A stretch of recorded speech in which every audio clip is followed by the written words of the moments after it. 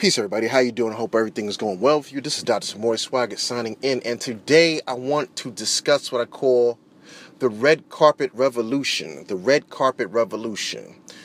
What am I talking about? I'm talking about this trend, this surge, this dynamic that we're seeing with our entertainers starting to take a more pronounced stand. They are embracing the issues and concerns that are afflicting much of Black America. Now, why did I choose to make a video out of this? Is because oftentimes as we go through our daily lives and routines, we talk about the plight, the issues, the concerns that are affecting us as the common people. And when I say common, I only mean it along the lines of we may not necessarily be affluent. We don't live the extravagant, opulent lifestyle where we have multi-million-dollar contracts and endorsements and we get to hobnob and rub elbows with the elite and high society. You know, we're the common man. Society doesn't really pay much attention to us unless it's one of those things where, you know, they'll shoot somebody, the cops shoot somebody, and then we go and tear up the neighborhood. Then it's kind of like, okay, well, let's go down to the community. Let's go inside Baltimore. Let's go inside Ferguson and put a mic inside the common person's face and see what he has to say, you know. But our entertainers, they have a national platform, and for a long time, we often ask, why are our entertainers so silent? Why are they mute?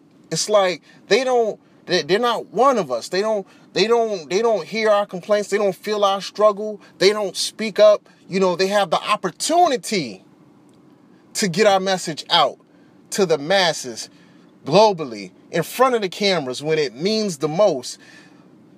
Historically, traditionally, we kind of really haven't seen that activism in a very long while. But now, I don't know. What I'm doing is I'm putting everything together. I'm putting the pieces together in this jigsaw puzzle and trying to see what the final picture is going to be. Because we often look at incidents in a vacuum as isolated incidents, and we're not putting it all together. So let's run this down and look at this, right? So first, before you get on your high horse, before any of us get on our high horse, understand people come into consciousness. They come into awareness. They embrace cultural pride on different levels. They get introduced on different levels. Malcolm X, who we revere, was once what? A drug dealer, a pimp. And he had to get incarcerated. And then he found the light. And then he blossomed into this figurehead that goes down in history, in the annals of history. So what I'm saying is, just because you may be very much aware of our African heritage, our African American heritage, you may know all about the Egyptology and everything, and you may be very much into Pan-Africanism, you may be very much into your red, black, and green, you may be very much into your civil rights era and all that. It doesn't mean that the other person can't get there. Everybody comes in at their own time. So, let's get into this. We had Jada Pinkett Smith, right? When it came time for the Oscars, she put it out there point blank. Like, look, you know, we can have our own. Now, I don't care if the argument, the rebuttal was, oh, she's just doing this because of Will Smith, X, Y, and Z, da-da-da-da-da-da-da. Who cares? The message was clear. Get our own. Get our own. Get our own editors, producers, directors, distributors. We could do for ourselves. And she put that out there. So we had Jada Pinkett Smith coming in early in the game, scoring some points, right? Then after Jada, we saw, well, I think it may even been before Jada. We had Janelle Monáe. Very beautiful sister. Love her, love her, love her, man. She's so attractive. Her voice is beautiful. I love her energy. I love her vibe. Her and her record label, or the crew that she's with, Wonderland, they came out with that song, Say Their Name. Very great song, very good beat, a lot of energy, and what they did was, to that methodic, rhythmic harmony and the drum beat, they went down the name of all of the people, all the African Americans that lost their lives at the hands of law enforcement, saying their name, and they were taking turns at the microphone through all the different members in Wonderland. On the microphone, saying their names. Eric Garner, Sandra Bland, X, Y, and Z, all the way down. So we saw that. Then we had Kendrick Lamar at the BET Awards. And it was, by no uncertain terms, he was very much in the face of mainstream America. I mean, he really put it out there. Like, he addressed he tried to address as much as he could of all the social issues that afflict blacks that live in America, from the incarceration to the police brutality to the economic disparities to the drugs that are pushed into our society.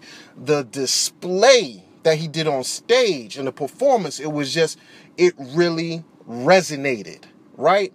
People were like, whoa, man, this is something else right here now. You know, he really captivated the audience and hitting them with facts. So that was something to be reckoned with. Then right behind him came Beyonce. Beyonce came through with the Super Bowl like, look, I'm embracing my femininity and my culture, black power, black female power, black girl magic. We're going to be bold during halftime. All eyes are on us. One of the biggest pastimes in America, football. And they came through, beautiful black women with the afros. They had the leather jacket, vests, like the Black Panthers. They had the Malcolm X formation going and symbols going. And people were like, wow, you know, she's using halftime Super Bowl to get a very potent message across. Some people say, oh, their rebuttal is, oh, it's just symbolic. And like I said, listen, sometimes you have to start somewhere. People will catch on. Everybody catches on at different levels. That's the important thing. So what I'm doing, I'm bringing it all together so everybody can just kind of think about. So she did that, then turned around and had the video where she's saying, look, stop killing our people. She's on top of the police car, drowning in New Orleans flood. This is deep. It's deep when you start connecting all the dots. Then we already knew about Marshawn Lynch, unapologetically African. We know he, by no uncertain terms, Marshawn Lynch, the NFL and America knows exactly where Marshawn Lynch stands with his African culture, with his African pride, and how he feels about it. And is not afraid to put it out on camera, and takes a lot of that money that he got, that revenue he generated from playing sports, using his talent to build schools in Haiti and other projects overseas where we have other people of the African diaspora spread out. So we had Marshawn Lynch, right? We had the WNBA, the young, beautiful women that were like, look, you know what? Yeah, a lot of things are going on, and a lot of things are going unaddressed. We have the national spotlight. People turn on TV. People watch us. We're women. We're going to put on our Black Lives Matter t-shirt. And they put that on and caused quite a firestorm. They tried to penalize them and do X, Y, and Z. But the thing is, They put it out there on Front Street. When they got the platform, we're talking about correct utilization of a national platform. Okay, so that's what the WNBA. So it's kind of like when a person is in debt and they got a debt collector. That debt collector does not allow that person to walk around comfortable. At every waking moment and at every turn, that debt collector's like, yeah, you owe us some money. There's some unresolved issues and some unresolved debt. They open their mailbox. There's a letter there. There's some paper like, yeah, you kind of owe us some money. You have some unresolved issues that, you need to work out. We need to work out some type of strategy to make sure that this is addressed. Their phone is constantly ringing. They open their emails. They're probably getting flooded with emails by debt collectors. So that's kind of how these entertainers are now using that platform to address mainstream society, white America that refuses to acknowledge what's going on. It's kind of like every time I turn around, y'all gotta stop with this police brutality. Black lives matter. When we're going to talk about these economic disparities, it's kind of like everywhere they try to run and duck and dodge and slip and slide away from addressing the issue, you now have people that have major platforms calling out responsibility and accountability to the atrocities that people are seeing in the streets. Now, we also had Carmelo Anthony, famous basketball player, putting it down like, look, we need to talk about this police brutality. All right? So that's Carmelo Anthony. We had Jesse Williams on BET, major Hollywood actor, doing his thing, gets on the BET Awards, shuts it down with the speech. Shuts it down. Philosophically, poetically, factually, professionally, very articulate, and hits all the issues. Hits them all. Major TV coverage. People, it's just kind of like he ruffled those feathers. He was the thorn in the side of America right there, where you're forced to deal with what we're talking about. You are going to have this conversation sooner or later. So that's Jesse Williams. Now, we got to think about Gabby Douglas. We had the U.S. Olympics. Now, understand, the Olympics, what we know is what? It's global. It's international. You have countries from all over the earth. Top officials.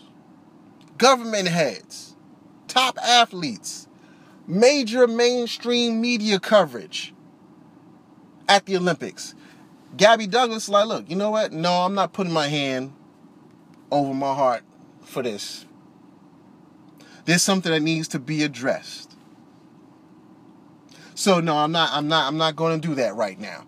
And that sent shockwaves through. So once again, people are looking like, what's going on in America over here? It seems like there's some type of some unrest. Is there something brewing below the surface? We're starting to see this more and more. So that's Gabby Douglas. Then we saw Al Roker. Now, Al Roker, I'm not saying Al Roker took some militant, black power fist and, you got to speak truth to power, brother, type thing. But what did Al Roker do? He utilized his platform, and he has a very long-lived news media reputation. And what he did was he called out white privilege on air. He called it on the carpet right there. No ifs, ands, buts, or hemming and humming and about it. He was chin-checking it right there. Like, look, y'all got Lochte over here going overseas, just acting like a buffoon and then going to try and lie like something else happened? No, that was a lie. And as much as Billy Bush tried to spin the conversation, tried to soften the words instead of lying, I was like, there's probably some untruths there. Al Roker was like, no, he lied. And it really ruffled the feathers of mainstream America, and the viewers. So they're looking like, well, Al Roker, I never expect you to jump out like that. But Al Roker was like, yeah, I'm going to bring the storm for real. Meteorologist, And so you're seeing this. That's Al Roker. We had Alicia Keys. Alicia Keys did I think it was like a 3-minute video or something with a lot of the famous entertainers. And they were going through name by name.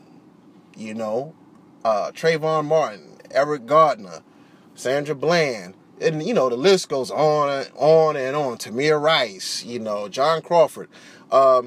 And saying these are the reasons, this is how you can die in America, by having a wallet, by having a toy gun, by having cigarettes, by asking why you're stopping me. And so they did the whole video showing the different alleged reasons why, or excuses why, blacks lost their lives at the hands of police officers. So that was Alicia Keys. And now we have Colin Kaepernick that comes through, major NFL player, San Francisco 49ers.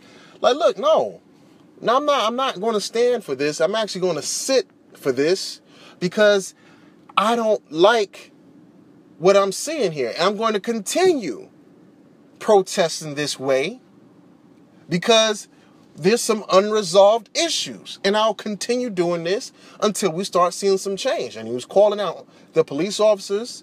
Look, there's bodies lying in the street. And cops are getting off paid vacation. And, he's just causing a firestorm. And the thing that's so interesting is, what gets me is everybody's focusing on the fact that he didn't stand, but they are ignoring his message. You're not addressing his message at all. You just say, he's not patriotic. That was unpatriotic for you to stand. It's like, well, did you listen to what he said? And now that you heard what he said, what is your rebuttal? What is your answer to that? Or are you just going to focus on the fact that he sat down? So that's the problem. That right there is the problem right there. It's this blind, one-sided focus on trying to be patriotic while ignoring the main reason why he did what he did. And then you think about the Breakfast Club. The Breakfast Club is a radio show broadcasting out of New York City, and it has a major, major, major following, especially among the young people. And what you're seeing now is you're starting to see a lot more guests on the Breakfast Club that are kicking knowledge. They are addressing issues that normally you won't really hear on most of your urban radio stations. Not at all. But they've got the Dick Gregory's coming through. They got Tariq Nasheed coming through. Brother Polite coming through. Dr. Boyce Watkins coming through. I said Dick Gregory. And there's a couple other people that's supposed to be coming through later on. So I'm just putting all the jigsaw puzzle pieces together so that we can just kind of see, are we seeing a red carpet revolution among our entertainers? They're not silent anymore. Now, the question is, what will we do to support them if they are now speaking up the way we always said we wanted them to? Now that they are starting to speak up, are we going to abandon them and let them hang? You remember the movie Django? You remember that part where they hung him and he was just dangling there in front of the village, in front of everybody inside the village, and he only had like about 2 inches underneath his feet where he could kind of scrape with his toes, kind of keep him up just without actually dying from asphyxiation or suffocation from being lynched. You had all the people in the village there. No, I'm sorry. This wasn't Django. This was 12 Years a Slave. I'm sorry. Please forgive me. It was 12 Years a Slave. And everybody's looking at him. And he's just dangling. But nobody did one thing. Just let him hang. So are we going to let our celebrities hang as they start to speak up? They got the platform. I don't know. What's your thoughts? Anyway, over now. I said I was going to make this brief, but I guess I got a little too loquacious. But anyway, this is Samori Swygert. You can hit me on Twitter at DocSwag06, DOCSWAG06. You can hit my boy Vigilante on Twitter at VIGALANTEE. This is 3HM. This is yourblackworld.net.